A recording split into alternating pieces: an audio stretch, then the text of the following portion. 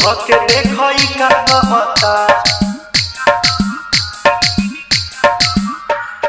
Daily round आना जाना लागल रहता तो दिल पर हाथ धके देखई का कहता रहती रात भर सब मुझे है खबर कौन है जो ये जादू चला रही है। तुमसा कोई प्यारा कोई मासूम नहीं है, तुम जान हो मेरी तुझे मालूम नहीं है। तुमसा कोई प्यारा कोई मासूम नहीं है, तुम जान हो मेरी तुझे मालूम नहीं है।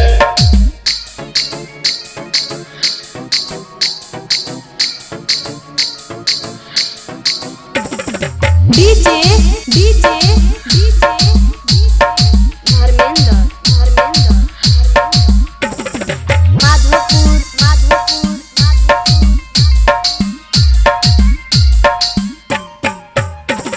सोचो तानी जितना नादान लिखी हो धोखा नहीं करत जानू मामी कसम।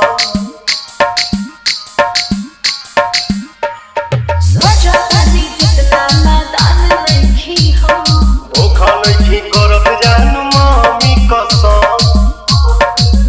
कैसे करे विश्वास रोशन हो बात मस्त पवन जिसका खटर हमको बात वही है। तुमसा कोई प्यारा कोई मासूम नहीं है, तुम जान हो मेरी तुझे मालूम नहीं है। तुमसा कोई प्यारा कोई मासूम नहीं है, तुम जान हो मेरी तुझे मालूम नहीं है। डीजे धर्मेंद्र।